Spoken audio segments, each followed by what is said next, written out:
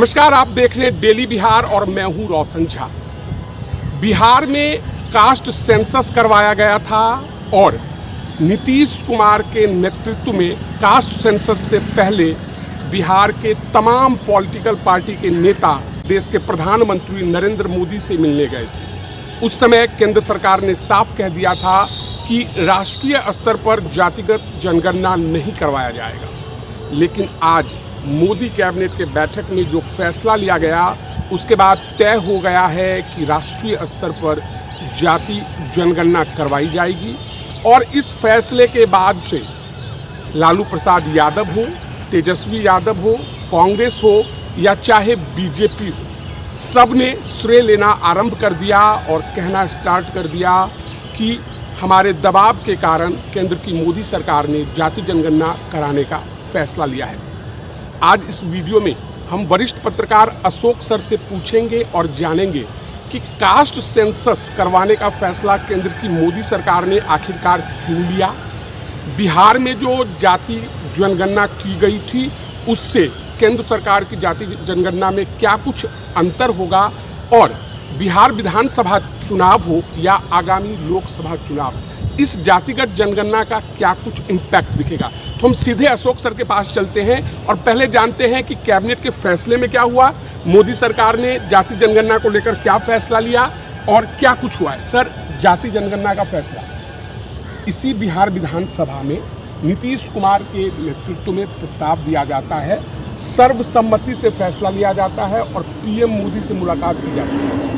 प्रधानमंत्री उस समय देते हैं, मिलते हैं, लेकिन इनकार कर देते हैं। बिहार में जातिगत जनगणना होती है, डाटा भी जारी कर दिया जाता है, लेकिन अब केंद्र की मोदी सरकार ने फैसला कर दिया है। राहुल गांधी के दबाव में हुआ, लालू यादव के दबाव में हुआ या विपक्षी दल के नेताओं के दबाव में? देखिए, 2024 के लोकसभा चुनाव से पहले आपको याद होगा कि बिहार विधानसभा ने सर्वसम्मति से फैसला लिया और सर्वदलीय प्रतिनिधि मंडल गया था प्रधानमंत्री जी से मिलने के लिए। इसमें बीजेपी के भी प्रतिनिधि मंडल थे और आरजेडी भी था। उस समय सरकार नीतीश की जो थी वो बीजेपी के साथ, जैसा कि अभी है, लेकिन तेजस्वी यादव ने डिमांड रखा था और नीतीश ने भी उस डिमांड को माना और कहीं न कहीं आप कह सकते हैं कि वहाँ जाकर के जातीय गणना कराने का फैसला राज्य सरकार ने लिया और केंद्र सरकार से इसकी मांग की। लेकिन केंद्र सरकार ने उस समय दो टुकड़े शब्दों में कहा था कि ये संभव नहीं है। आपको याद होगा कि संसद में नित्यानंद राय ने, जो केंद्रीय गृह राज्य मंत्री, उन्होंने साफ तौर पर कहा था कि केंद्र सरकार जातीय गणना नहीं कराएगी। परिणाम क्या हुआ? केंद्र सरकार के हाथ खड़ा कर देने के बाद नीतीश ने जातीय गणना कराई और कितनी अपने खर्चे पर किस तरह से आयोग का गठन हुआ जातीय गणना के लिए और फिर जातीय गणना कराई गई और उसकी रिपोर्ट भी जारी कर दी गई और उस रिपोर्ट के आधार पर आरक्षण की सीमा भी राज्य सरकार ने बढ़ाई, जिसे फिलहाल अभी कोर्ट के द्वारा स्थगित कर दिया गया है। और इसके अलावा जातीय गणना के आधार पर राज्य सरकार ने लगभग 1 करोड़ परिवारों को 2-2 लाख रुपये देने का निर्णय भी लिया था। लेकिन कहने का मतलब यह है कि उसी जातीय गणना और राहुल गांधी ने साफ तौर पर कहा था कि ये जातीय गणना जो बिहार में कराई है वो सही नहीं है और समूचे देश में हम जातीय गणना। राहुल गांधी लगातार दबाव बना रहे थे कि राष्ट्रीय स्तर पर जातिगत जनगणना होनी चाहिए और कर्नाटका में इसकी शुरुआत भी फिर से उन्होंने करवाई, उसकी रिपोर्ट भी। तो कहने का मतलब है कि राहुल गांधी ये लगातार जिन सभाओं में जा रहे थे लोकसभा चुनाव में, हर चुनावी सभा में उन्होंने जाके कहा था। और फिर आप यहाँ देखिए कि संविधान बचाओ जो रैली की थी और राहुल गांधी जब भी आए हैं पटना तो उन्होंने मुखर होकर उन्होंने कहा जातीय गणना की वकालत की। आज केंद्र सरकार ने इसी पर फैसला लिया और आप यूँ कहिए कि जब समूचे देश की निगाहें आज के कैबिनेट पर ये लगी हुई थी कि कब पाकिस्तान पर हमला होगा और ये आज का कैबिनेट डिसीजन लेगा, तो केंद्र सरकार ने दूसरा मास्टर स्ट्रोक खेला है और जातीय गणना कराने का फैसला किया है। ये जातीय जनगणना जो होगी बिहार सरकार बिहार में जातीय गणना हुई है, जनगणना नहीं हुई। और केंद्र सरकार अब जनगणना कराएगी और उस जनगणना के तहत ही जातीय जनगणना भी कराई जाएगी। आपको पता है कि सबसे पहले भारत में 1872 में जनगणना की शुरुआत हुई और 1881 में वो पहली दफ़ा जनगणना संपन्न अंग्रेज के दौर में। अंग्रेज लगभग मुझे जहाँ तक है कि 15 बार ये जनगणना लगभग संपन्न हो चुकी है। 2011 में अंतिम जनगणना हुई और उसके बाद 2021 में होना चाहिए, लेकिन कोरोना का जो काल आ गया उसके चलते ये जनगणना का समय बढ़ गया और जिसके तहत अभी अब जनगणना होना तय है, लगभग कही अभी तक लंबित है। तो कहने का मतलब कि 2025 में अगर जनगणना की शुरुआत होती है तो उसके साथ ही जातीय गणना भी करा लेंगे, यानी कि जातीय जनगणना भी हो जाएगी। और केंद्र का जो यह फैसला है यह कह सकते हैं कि एक बहुत बड़ा फैसला है। विपक्ष का जो सबसे बड़ा मुद्दा था, राहुल गांधी का जो सबसे बड़ा मुद्दा था, उस मुद्दे को एक तरह से कहिए कि नरेंद्र मोदी की टीम ने हाईजैक कर दिया। जी सर, राहुल गांधी का बड़ा मुद्दा था, मोदी सरकार ने हाईजैक कर लिया। लेकिन आज रेल मंत्री अश्विनी वैष्णव जब इस जाति जनगणना को लेकर जानकारी दे रहे थे तब उन्होंने आरोप लगाया है कि कांग्रेस जातिगत जनगणना का विरोधी रही है। देश आज़ादी के बाद जाति जनगणना में सिर्फ SC/ST की गणना की गई थी, लेकिन उस समय देश के प्रधानमंत्री नेहरू जी ने कहा था कि जातिगत जनगणना से सामाजिक भेदभाव उत्पन्न होता है। तो राहुल गांधी से सिर्फ मुद्दे छीन लिए गए हैं या जनता को यह भी बताने का प्रयास किया गया है कि भैया हम करवा रहे हैं कांग्रेस वाले विरोधी? स्वाभाविक है, ये तो श्रेय लेगी केंद्र सरकार ना। अब वो कैसे कहेगी कि नहीं कांग्रेस का कि ये डिमांड है, उस डिमांड को हम पूरा कर रहे हैं। कोई सरकार ये भी कहती है क्या कि विपक्ष इस मांग को मांग रहा था और हम उसको दे दिए? लेकिन जो भी हो, राहुल गांधी के हाथ में एक बहुत बड़ा मुद्दा था और इस मुद्दे को लेकर के राहुल गांधी लगातार समूचे देश का दौरा कर रहे थे और उस दौरे में वो अपनी बात रख रहे थे और जनता से वादा कर रहे थे कि हमारी सरकार जब भी केंद्र में की हम जाति गणना कराएंगे। आज केंद्र सरकार ने जो ये फैसला लिया है इससे तो तय है। केंद्र सरकार ने ये भी संकेत दिए हैं कि जातीय जनगणना जब होगी उसके आधार पर आरक्षण की सीमा भी बढ़ाई जाएगी। तो कहने का मतलब है कि 2029 के चुनाव की तैयारी भी मोदी सरकार ने कर ली है। इस फैसले से बिहार चुनाव में NDA या बीजेपी को कितना लाभ होने वाला है? नीतीश तो साथ ही है, NDA ने केंद्र में भी फैसला ले लिया है, स्वाभाविक NDA गठबंधन को इसका लाभ मिलेगा। हालांकि इसका श्रेय लेने के लिए आपने देखा होगा लालू प्रसाद यादव ने और तेजस्वी यादव ने तो बजाते प्रेस ब्रीफिंग की है। उन्होंने दावा किया है कि जब हमारे माता पिता की सरकार थी तो उसी समय से हम ये डिमांड कर रहे हैं। 2015 में भी जातीय आरक्षण की बात लालू यादव ने की थी। 2020 में भी जब हुआ उसके बाद आप देख लीजिए कि विरोधी दल के नेता होने के बावजूद भी तेजस्वी प्रसाद यादव नीतीश से मुलाकात किए और परिणाम ये हुआ कि जातीय जनगणना को लेकर के केंद्र सरकार के पास सिस्टम है। लेकिन जो भी हो, विपक्ष का काम है डिमांड करना, विपक्ष का काम है मुद्दे को उठाना और उस मुद्दे को अगर सरकार हाईजैक कर लेती है तो कहीं न कहीं विपक्ष के तो हाथ खाली हो जाएंगे।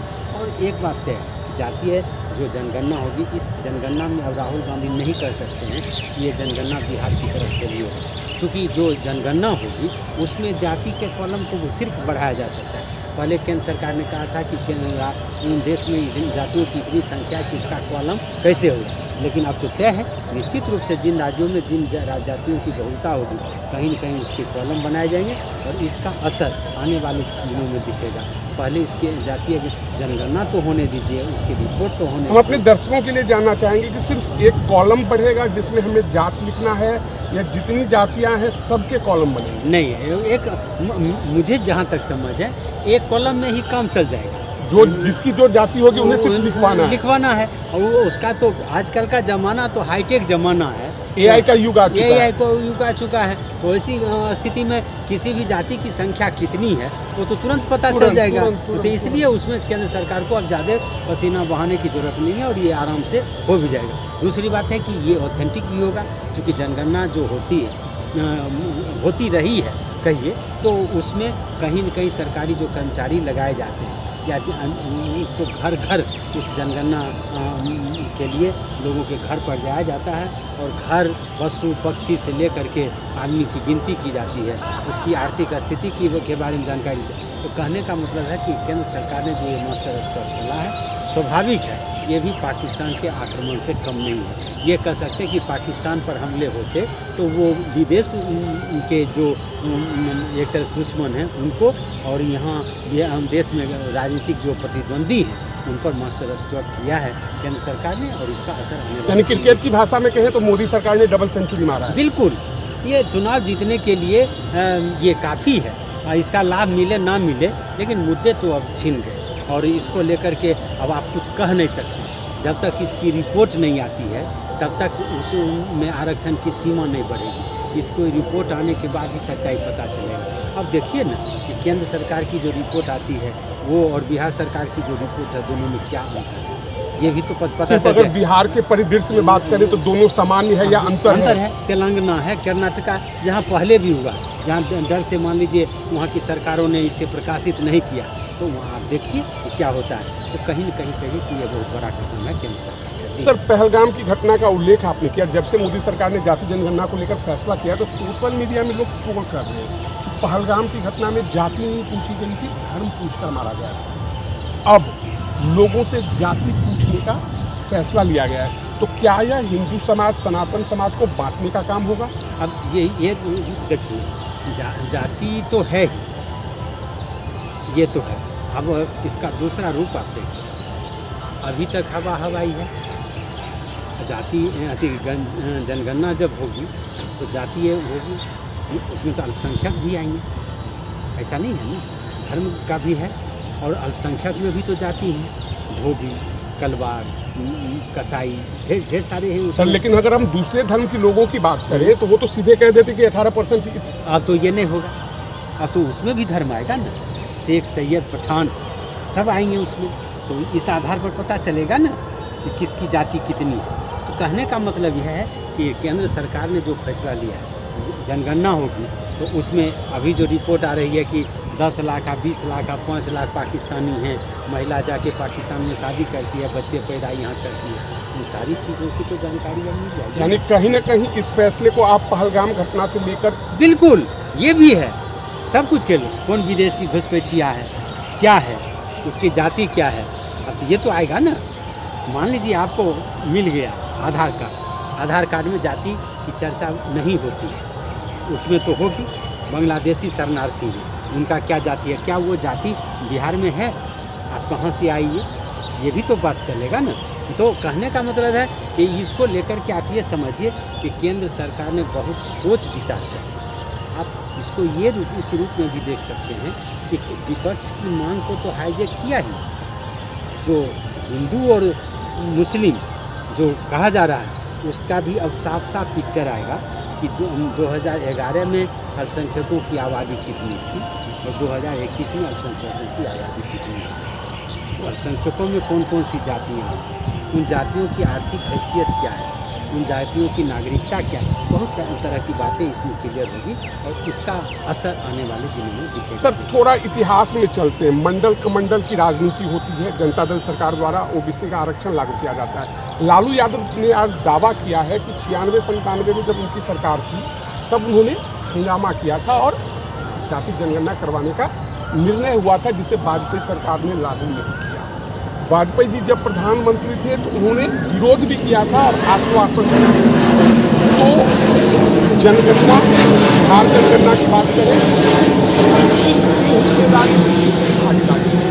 अगर मान लेते हैं कि इस जाति जनगणना में एक जाति की संख्या बहुत कम है, दूसरी जाति की जनसंख्या 25% हो जाती है, तो क्या उन्हें 25% का आरक्षण दिया जाना चाहिए या संभावना है? अब आइए, अति पिछड़ी जातियों में भी तो अनेक उपजातियाँ हैं ना। अभी अति पिछड़ी जाति या पिछड़ी जातियों के जो आरक्षण का कोटा है वो उसका हक कौन मार के ले जा रहा है। आप जब इसका अध्ययन करेंगे आपको पता चलेगा कि जिस तरह कहा आरोप लगाते हैं अम्बेडकरवादी लोग तथाकथित कि सवर्णों ने आरक्षण की सीमा का अतिक्रमण किया है, यानी कि आरक्षण अगर लागू नहीं होता है तो उसका लाभ सबसे ज़्यादा सब। उसी तरह आरक्षण का जो लाभ है वो अति पिछड़ी जातियों में, दबंग जातियों में है। तो उन दबंग जातियों की संख्या कितनी है और आरक्षण का लाभ कितना ले रहे लोगों को मिल रहा है, तो उसका भी तो वर्गीकरण होगा ना, उसकी भी तो सीमाएँ घटेगी और बढ़ेगी। इसलिए देखिए कि मामला पेचीदा ज़रूर है, लेकिन आँख की बीमारी कैसी भी हो, अगर गंभीर बीमारी है तो उसका इलाज तो आपको कराना पड़ेगा ना। तो केंद्र सरकार ने इसके बाद क्या, आरक्षण के मुद्दे खत्म हो जाएंगे। आप ये समझ लीजिए, जाति का मामला खत्म हो जाएगा। अब मान लीजिए जिसकी जाति जितनी हिस्सेदारी उसकी उतनी भागीदारी, न तो आप क्या करिए, 100% आरक्षण दे दीजिए, बात खत्म। फिर आप देखिए क्या होता है, क्या उससे लोगों की आर्थिक स्थिति में बदलाव आ जाएगा क्या? नौकरी में ही आरक्षण दीजिएगा, बिजनेस में ही आरक्षण दीजिएगा, तो उसकी तो एक सीमा रेखा है ना। ऐसा तो नहीं है कि वर्तमान समय में 50% एक, क्योंकि 60 हो गया ना। तमिलनाडु जैसे राज्यों में तो 65% से ज़्यादा है, केरल में है। तो इसका मतलब ये नहीं है कि आरक्षण अगर लागू हो जाता है कि तो वहाँ के लोग भूखों मरेंगे। लेकिन एक बात तय है कि ये जो राजनीतिक मुद्दे हैं, उन मुद्दों पर कहीं न कहीं विराम लगेगा, और तब फिर बीजेपी जो चाहती है कि हिंदू और मुसलमान वो तो, इसलिए ये दीर्घकालिक जो फैसला लिया गया, इसके पीछे मुझे लगता है, हकीकत क्या है वो तो राजनीतिक जाने, लेकिन इसको एक तरह से इस जनगणना के तहत ये पता चलेगा कि अल्पसंख्यकों की आबादी कितनी है, अल्पसंख्यक में अति पिछड़ों की आबादी कितनी है, बहुसंख्यक की आबादी कितनी है, किन किन इलाकों में आबादी का अनुपात किस तरह घट रहा है। अब जो रिपोर्ट आ रही है किशनगंज जैसे इलाके में, वहाँ तक यादवों की संख्या भी घट रही है, जो रिपोर्ट आ रही है। तो उसी परिस्थिति में आप देख लीजिए, अल्पसंख्यकों की संख्या बढ़ रही है, हिंदुओं में यादवों की संख्या भी घट रही है। कुल मिलाकर कहा जाए तो पहलगाम घटना के बाद से जो बैठकें हो रही है, सभी बीमारियों का पता करने के बाद ही यह फैसला लिया गया। स्वाभाविक है, केंद्र सरकार कुछ न कुछ तो करेगी ना, क्योंकि डायरेक्ट मतलब इंस्टेंट फैसला। हाँ, दूसरी बात है कि केंद्र सरकार ने पाकिस्तान को और अपने पड़ोसी देशों को यह संदेश दिया है, यह संकेत दिया है कि केंद्र सरकार बिल्कुल कूल है, नॉर्मल है। भारत सरकार कोई उथल पुथल की स्थिति में है। ये नहीं है कि आज स्ट्राइक कर देंगे, कल कर देंगे, परसों पाकिस्तान को समेट लेंगे। मतलब जो सरकार की, यानी हमारा देश नॉर्मल है और जिस तरह से हमें काम करना है हम कर रहे हैं। और फिर देखिए आगे आगे होता है क्या। राजनीति का ये भी एक बहुत बड़ा, कहते हैं कि फैसला होता है कि अगर आपको दुश्मन को साधना है तो आप ये दिखाइए कि आप चिंतित नहीं, चिंतित दुश्मन हम चिंतन कर रहे हैं, चिंतन का ये परिणाम। सर चलते चलते एक और सवाल, बिहार विधानसभा में इस जाति जनगणना को लेकर विपक्ष को कितना लाभ होने वाला है? विपक्ष को तो लाभ कम होगा, ये तो तय है। विपक्ष में राहुल गांधी को लाभ होगा, कांग्रेस को लाभ होगा। यानी बिहार चुनाव में कांग्रेस को लाभ होगा? तो लाभ, कांग्रेस तो अब चुनाव प्रचार में कहेगी ना, क्योंकि राहुल गांधी पहले ऐसे नेता है जो राष्ट्रीय स्तर पर मुखर होकर बोलते हैं। बिहार में भी अगर तेजस्वी की बात करें कि तेजस्वी से ज़्यादा राहुल गांधी ने जातीय गणना की इधर जो है सो बात कही, तो ऐसी परिस्थिति में भुनाना चाहेगी। लेकिन अंत में होता क्या है वो तो देखना पड़ेगा। फिलहाल कह सकते हैं कि जो विपक्ष का एक बहुत बड़ा मुद्दा है, उस मुद्दे को केंद्र सरकार ने छीन लिया। जी, तो जाति जनगणना कैसे होती है यह देखने के लिए हमें इंतजार करना होगा। लेकिन इतना तय है कि केंद्र की मोदी सरकार ने विपक्ष पर स्ट्राइक करते हुए उनका एक महत्वपूर्ण मुद्दा छीन लिया है। तो बहरहाल इस वीडियो में इतना ही। अगर आप हमारा यह वीडियो YouTube पर देख रहे हैं तो सब्सक्राइब कर लें, Facebook पर देख रहे हैं तो हमारे पेज को लाइक कर दें। धन्यवाद।